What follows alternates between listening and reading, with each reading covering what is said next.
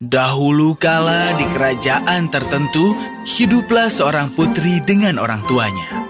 Sang putri sangat cerdas, sehat, dan akan menjadi kebanggaan orang tuanya. Tetapi dia memiliki satu kebiasaan yang sangat mengerikan. Semuanya dimulai ketika sang putri berusia sekitar 8 tahun.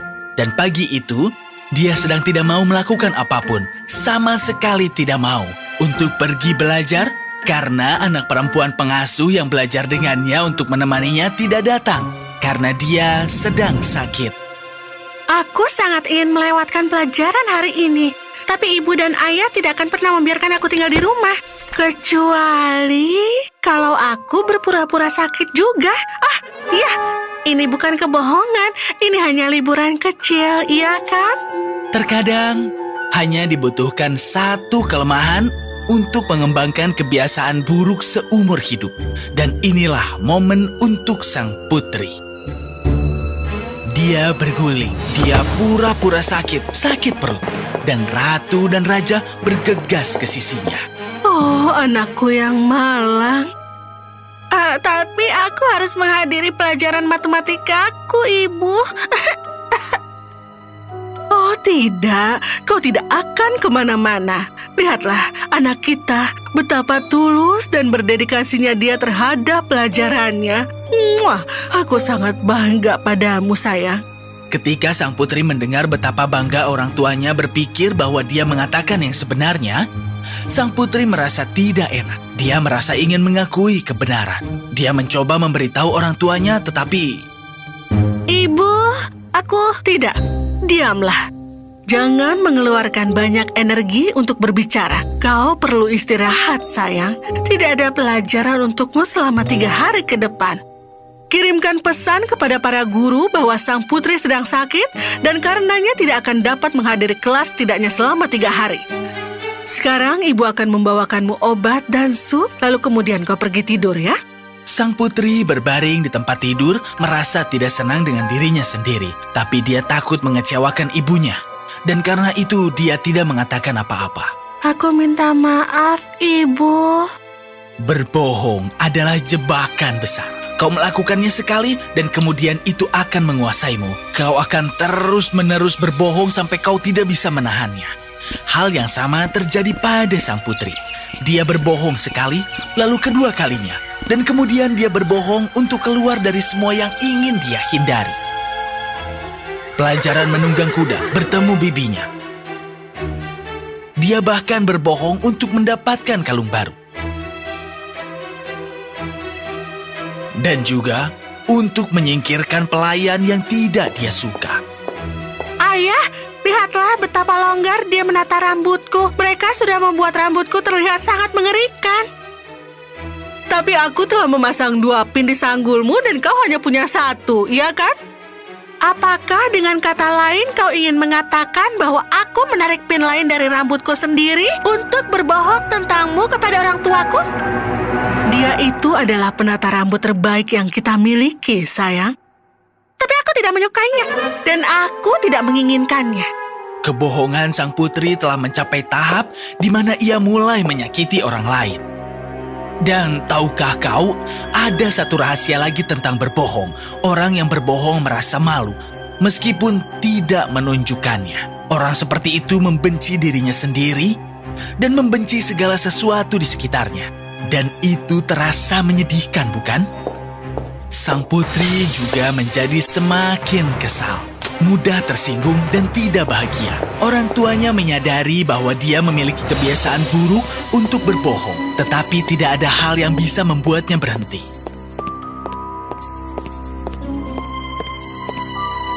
Suatu hari dia akan memerintah kerajaan. Bagaimana kita bisa memiliki seorang ratu yang begitu mudah berbohong?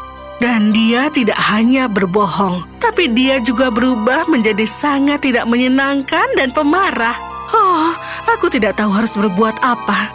Aku akan mengumumkan hadiah untuk siapapun yang menyembuhkan putri dari kebiasaan berbohong ini. Jadi, hadiah besar setengah kerajaan diumumkan untuk siapapun yang menyembuhkan putri dari kebiasaan berbohongnya. Di sebuah desa di kerajaan hiduplah Peter, seorang penebang kayu. Setiap hari Peter pergi ke hutan, tetapi dia tidak pernah menebang pohon yang tumbuh sehat. Dia hanya akan menebang batang kayu yang mati. Suatu hari dia mencari di hutan sepanjang hari dan tidak ada satupun batang kayu yang mati yang dia temukan. Baiklah, semua pohon yang kulihat hari ini adalah pohon yang bagus dan sehat. Tapi sepertinya aku tidak punya apa-apa untuk dijual hari ini. Lihat, ada batang kayu yang mati. Peter pergi ke batang itu dan memeriksanya. Dia melihat beberapa semut membawa daun ke dalam lubang di dalam kayu mati. Aku tidak bisa memotong yang ini. Ayolah, ini batang kayu mati. Kayu yang mati bisa ditebang, teman, tapi rumah tidak bisa dipotong. Semut-semut itu memiliki kayu ini. Aku tidak bisa membawanya pulang. Lalu apa? Apakah kau akan melangkah lebih jauh ke dalam hutan? Ya, itu bertentangan dengan prinsipku untuk menebang pohon yang sehat. Dan apakah prinsip-prinsip jika mereka disimpan hanya pada saat-saat berkelimpahan? Mereka harus disimpan bahkan di saat-saat sulit. Iya kan? Peter berjalan lebih jauh ke dalam hutan. Tiba-tiba langit menjadi gelap dan guntur, hujan dan kilat melanda hutan. Peter dan burung beo berlindung di gua. Ketika mereka memasuki gua, Peter mendengar suara aneh. Seperti air, tetapi tidak juga. Dia pergi ke arah suara aneh itu. Dia tiba di mata air yang berkilau seperti sinar matahari. Begitu dia mendekat, makhluk cahaya raksasa muncul dari kedalaman air. Kebenaran memiliki banyak bentuk, teman. Dan setia pada prinsip-prinsipmu bahkan dalam menghadapi kesulitan adalah salah satunya.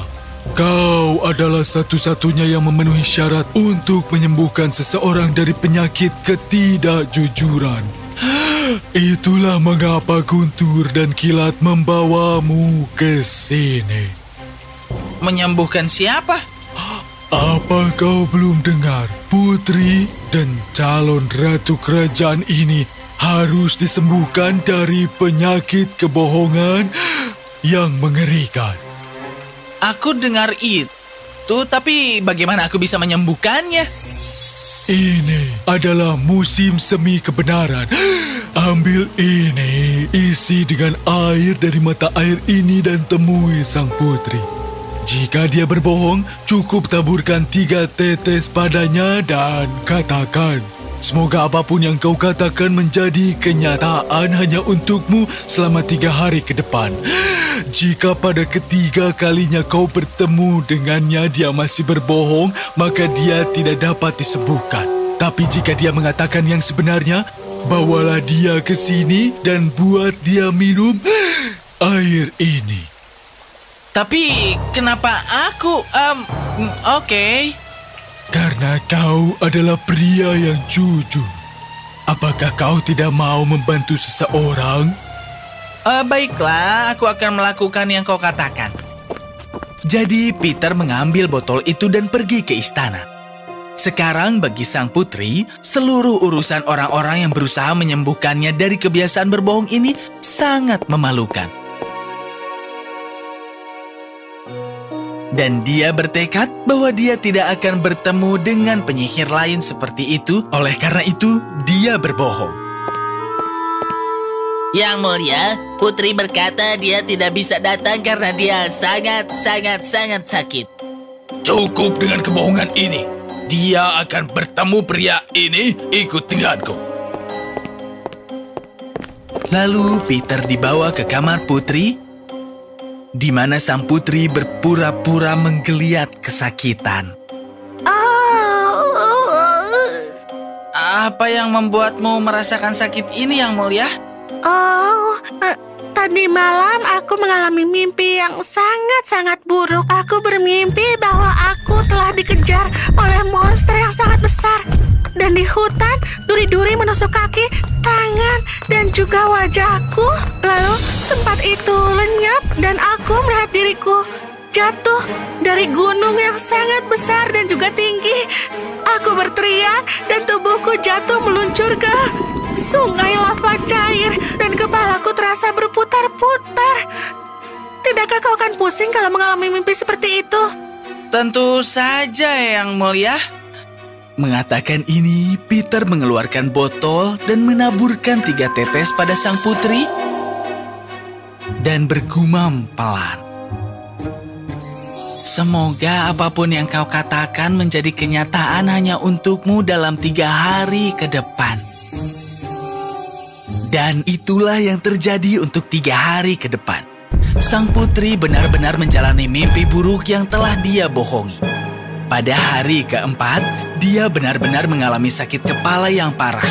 Tetapi orang-orang di sekitarnya termasuk orang tuanya sudah lama tidak mempercayainya. Semua orang mengira dia pura-pura kesakitan. Peter kembali menemuinya, tetapi sang putri merasa lebih malu. Dia tidak ingin memberitahu Peter bahwa dia benar-benar mengalami mimpi yang dia bohongi dengannya. Jadi, dia berbohong lagi. Aku tidak bisa berbicara denganmu karena aku sangat kesakitan. Dan apa yang menyebabkan rasa sakit itu, Yang Mulia? Aku jatuh dari kuda dan mematahkan kakiku. Aku tertatih-tatih di atas kruk selama 3 hari terakhir dan rasa sakitnya semakin meningkat saja. Kecewa karena kebohongannya, Peter sekali lagi mengeluarkan botol dan memercikan air ajaib pada sang putri. Semoga apapun yang kau katakan menjadi kenyataan hanya untukmu dalam 3 hari ke depan. Dan sekali lagi, itulah yang terjadi. Sang putri jatuh dari kuda dan kakinya patah.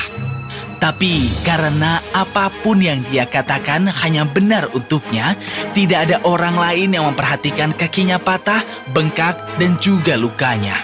Mereka semua mengira dia berbohong lagi. Ayah, oh, sangat menyakitkan untuk berjalan. Aku tidak percaya lagi padamu. Sejauh ini kau selalu berbohong saja. Ibu, setidaknya ibu. Kenapa kau jadi seperti ini? Ibu, ibu. Dan itulah hari di mana sang putri benar-benar memikirkan pertama kali dia berbohong dan bagaimana ibunya mempermasalahkannya. Oh, anakku yang malang. Oh tidak, kau tidak akan pergi kemana-mana. Kau lihat putri kita, betapa tulus dan berdedikasinya dia terhadap pelajarannya. Muah, ibu sangat bangga padamu, sayang. Dan di waktu yang lainnya, namun hari ini, ketika dia sangat membutuhkan perhatian dan cinta orang tuanya, mereka tidak akan mempercayainya. Bahkan ketika dia menangis kesakitan dan tertatih-tatih di atas kruk, dan saat itulah sang putri menyadari. Ya ampun,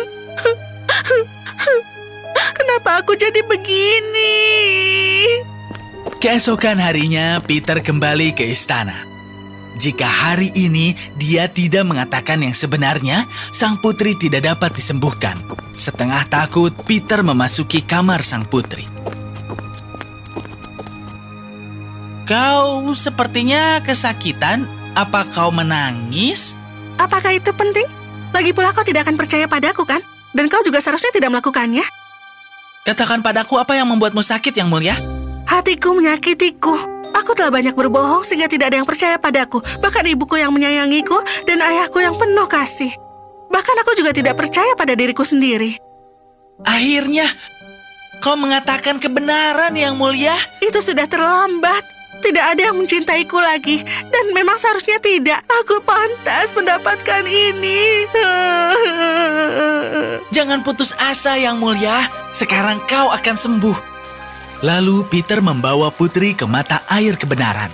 Dan ketika dia mengesap air ajaibnya, dia disembuhkan selamanya dari keinginannya untuk berbohong.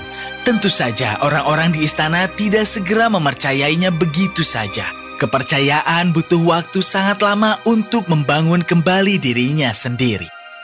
Sang putri mengakui semua kebohongannya dan memohon pengampunan dari orang tuanya, gurunya, para pekerjanya, dan kemudian ketika mereka melihat bahwa dia tidak lagi mengucapkan kebohongan, bahkan jika itu menyebabkan dia melakukan hal-hal yang dia benci, perlahan-lahan orang-orang mulai mempercayainya. Dia mulai memerintah kerajaan dengan bahagia dan dengan kebenaran, keadilan, dan kasih sayang untuk waktu yang sangat lama. Peter adalah salah satu menterinya dan mereka berdua menjadi teman baik.